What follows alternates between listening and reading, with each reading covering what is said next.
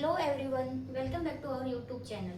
तो अभी स्टार्ट करते हैं केमिस्ट्री से। केमिस्ट्री के अंदर केमिस्ट्री में नीट में 45 क्वेश्चंस आते हैं एंड जो एमएससी नर्सिंग है उसके अंदर लगभग 28 टू 29 क्वेश्चंस पूछे जाते हैं। तो अब स्टार्ट करते हैं केमिस्ट्री से। केमिस्ट्री के मैंने 3 पोर्शन किए हैं, जिसमें organic chemistry, physical chemistry and inorganic chemistry.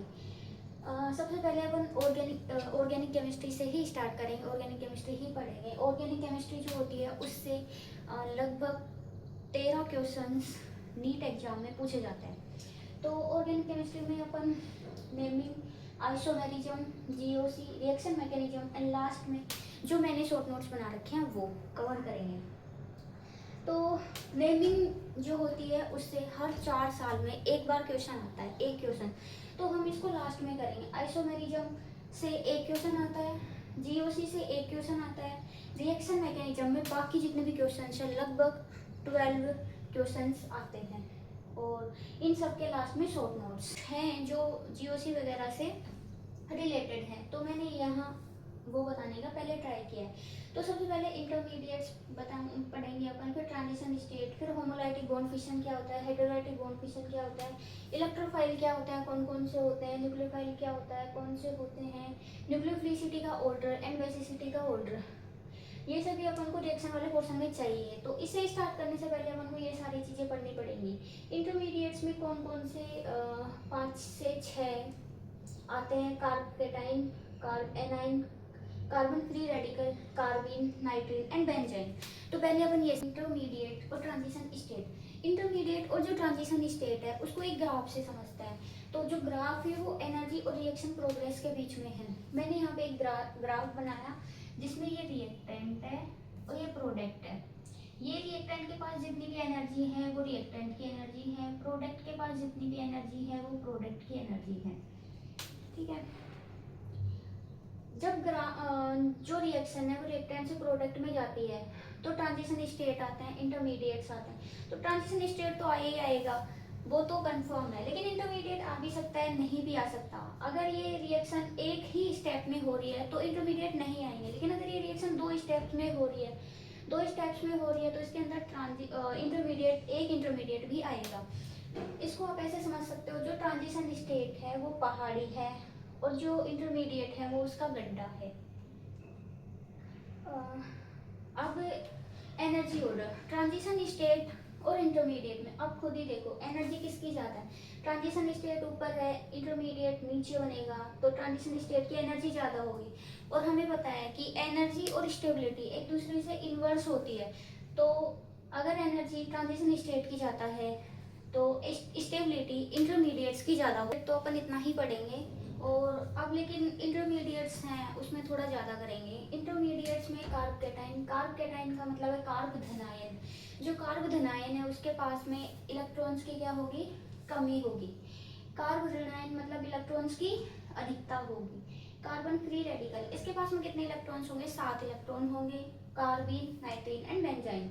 जो कार्ब कैटाइन है वो इसमें रीअरेंजमेंट हो सकता है, और इसका जो ऑर्डर होता है 3 degree carbocation, 2 degree carbocation, 1 degree carbocation. अब चलते हैं कार्ब एनाइन पे।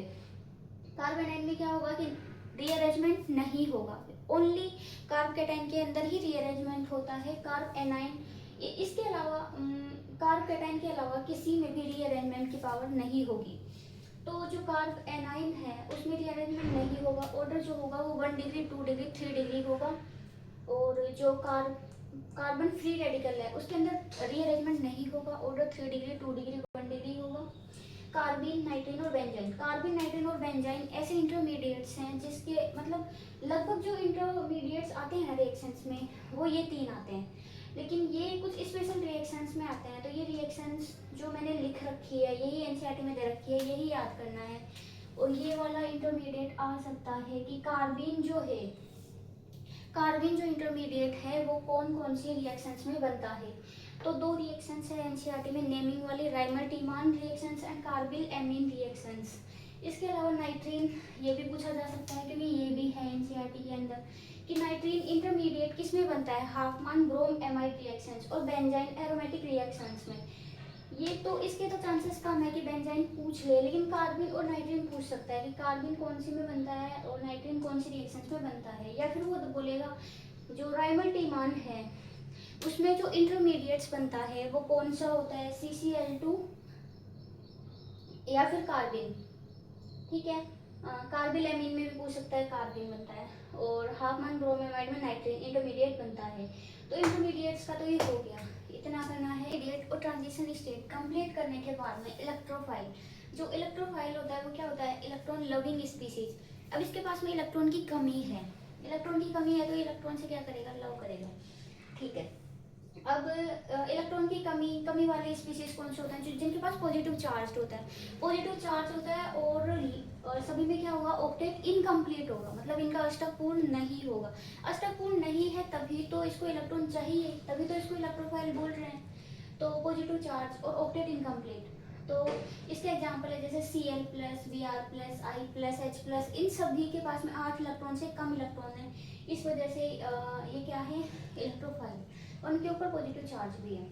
तो न्यूट्रल स्पीसीज और जिसका ऑक्टेट इनकम्प्लीट है वो भी क्या होगी, इलेक्ट्रोफाइल ही होगी। न्यूट्रल स्पीसीज जिस पे 8 इलेक्ट्रॉन से कम इलेक्ट्रॉन है या फिर 2 इलेक्ट्रॉन से कम इलेक्ट्रॉन है, वो भी इसी के अंदर आएगा।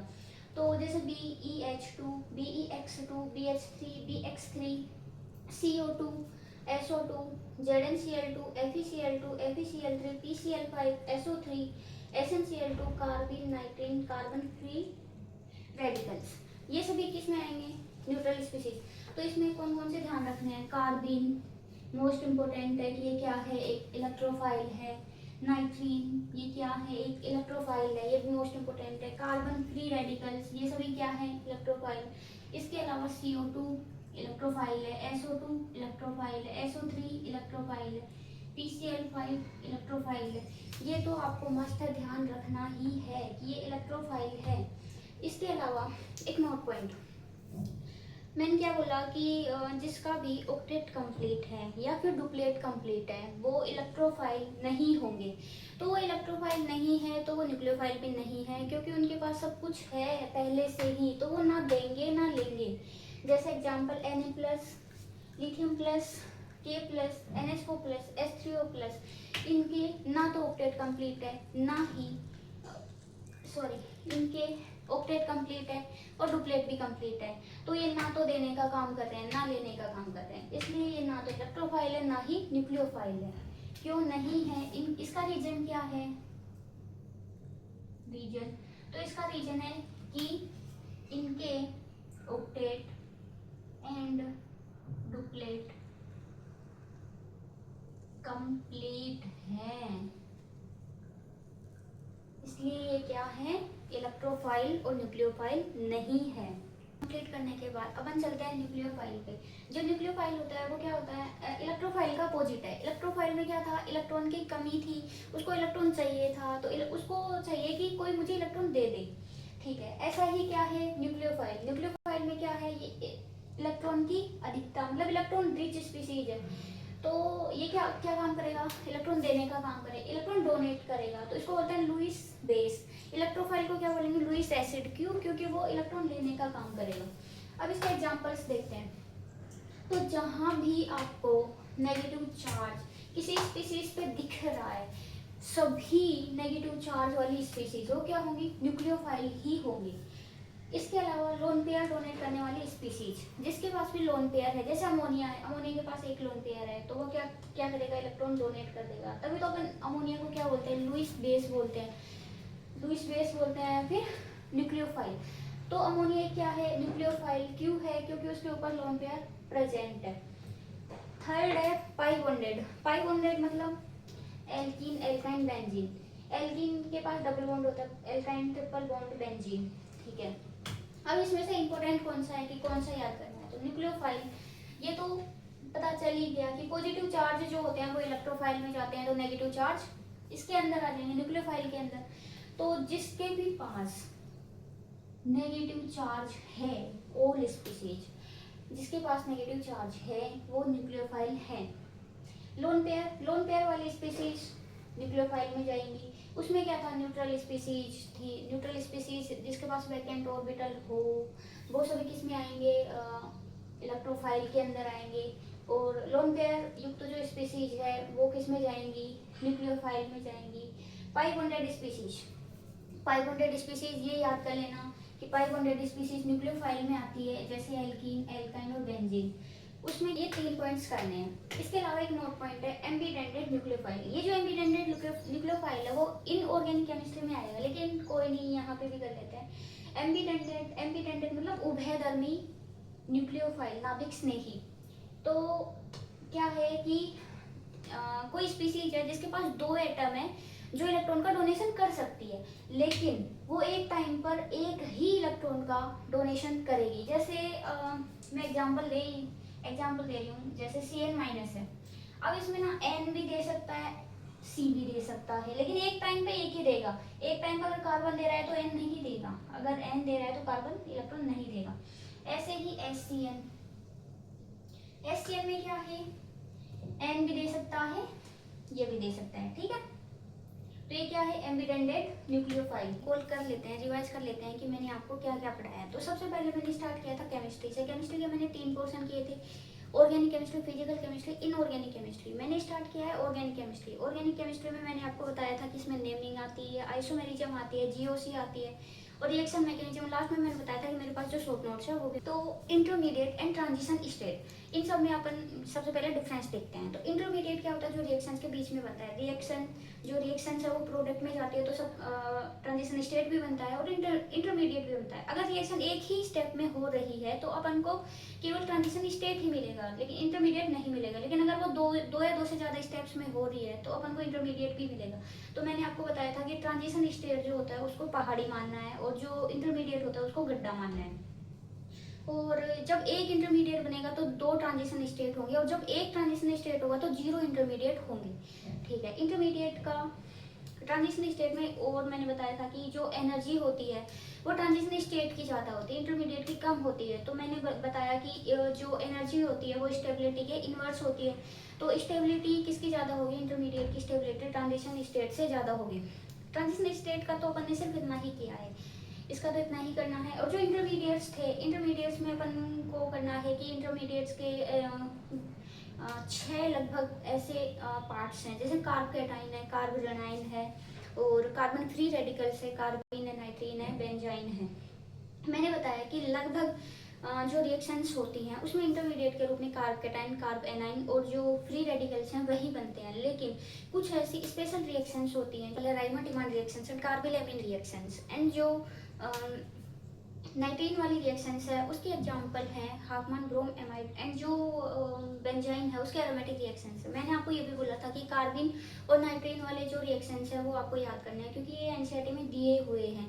इसमें क्या पूछेगा कि जो राइमा-डिमांड रिएक्शंस है या फिर कार्बोलेमिन रिएक्शंस है उसमें कौन सा इंटरमीडिएट बनता है, तो कौन सा बनता है, कार्बिन बनता है और उसका नाइट्रीन वाला बता देना, ठीक है। और मैंने ये भी बोला है कि जो एरोमेटिक रिएक्शंस है उसके तो बहुत कम ही चांस है कि वो पूछ ले, क्योंकि कार्बिन और नाइट्रीन वाले हैं ना रिएक्शंस जो दे रखी है एनसीईआरटी में उसमें से पूछ लेगा।